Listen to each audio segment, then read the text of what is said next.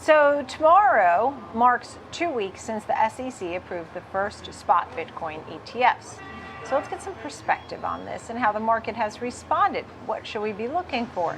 Ben Weiss, CEO of CoinFlip, is with us.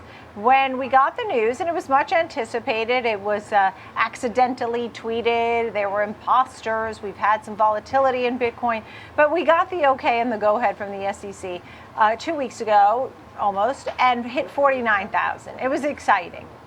What's happened since?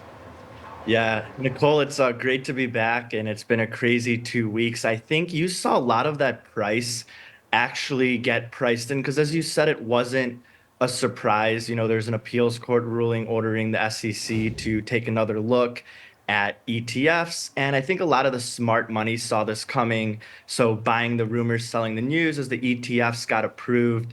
The price has gone down now slightly. We also had FTX as part of their bankruptcy liquidate some coin as well with Grayscale. So that's a one-off event. And I think at these levels, you might see investors start to come back into the space. But again, this opens the market to so many new potential investors for crypto. And it's really a milestone for the industry and for financial products at large. So at this point now, there's been a lot of talk about the halving, that could be a catalyst for Bitcoin, that there continues to be demand, or that more and more of the big brokerage houses, bankers, brokers can have now offer Bitcoin ETFs, and that should theoretically bring some more inflows, and that could be a catalyst. But why would we move down 10,000 rather than stay the same or move up? People taking profits. I think there was a lot of sophisticated traders who, again, knew that the ETFs were likely to be approved. Bitcoin's been skyrocketing the past couple months leading up to this. And it's never a bad idea to take a profit, especially if you're a trader for a living. And I think now at these levels, you might see some of these traders start to get back in. And as you said, Nicole, we have the halvening coming up shortly. That's always historically increased the price of crypto. We also have a presidential election in 2024 where you could potentially see a change of guard of the SEC.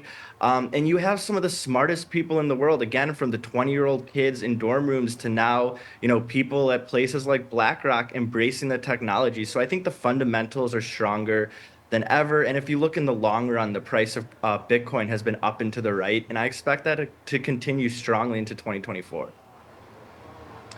And it's interesting because as you have the likes of BlackRock and Fidelity and Van Eck and all of these at Grayscale and all of these names that have jumped on board, you have the other side of the coin.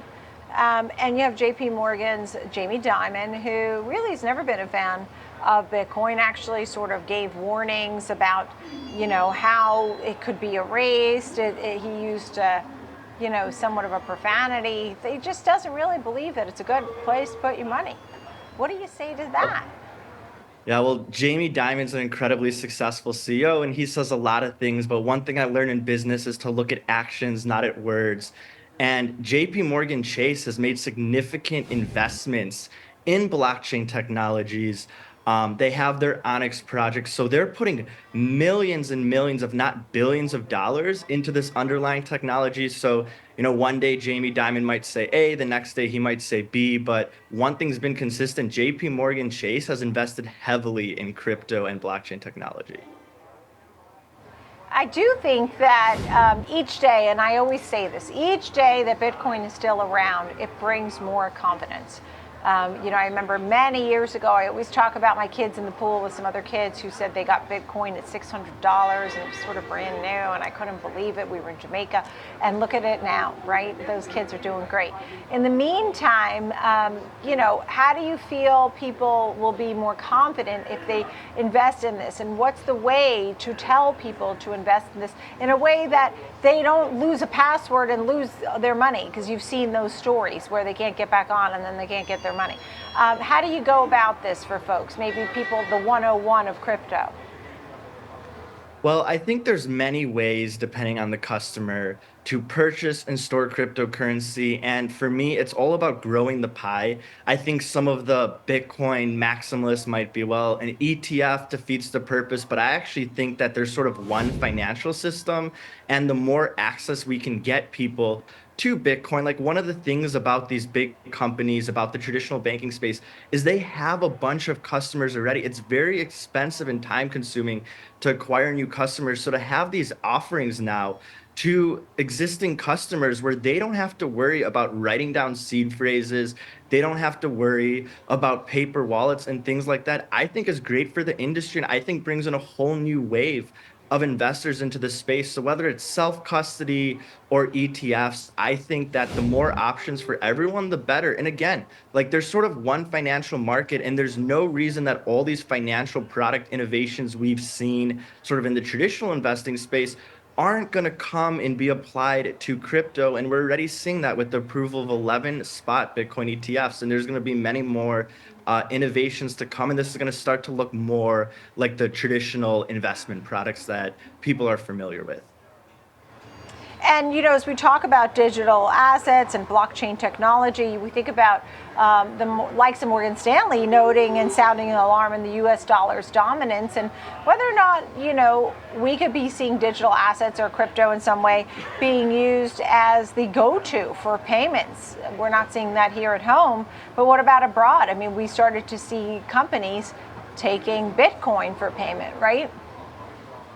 Yeah, especially in areas where there's traditionally been high inflation, in places, for instance, in Africa, people have been using their phone sort of as their bank account for a decade plus now. So this idea of a digital wallet isn't foreign at all. So while in the US, no one's using Bitcoin for a Starbucks coffee, in many places of the world, crypto is the lifeblood. When the Ukraine war broke out, international wires are already hard to send. I think the government of Ukraine raised over 100 mil using crypto almost overnight. We're seeing stable coins take off.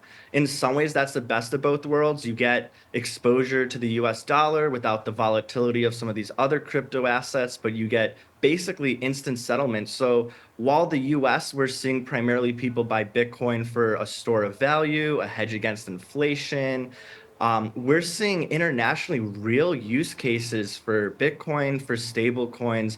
And I think the fundamentals are stronger than ever. And a lot is coming together in 2024. It's going to be an exciting year, Nicole. Yeah, and you talk about the currency, crypto, stable coins, non-fungible tokens, and the IRS isn't missing a step either. I saw that the IRS noted this week that they too are on it and saying that there's going to be digital asset questions added to more tax forms now because it is becoming more mainstream. So you better get ready, folks, to answer those questions if you're involved in this way. Ben Weiss, great to see you. Thank you, CEO of Great to see CoinFlip. you too.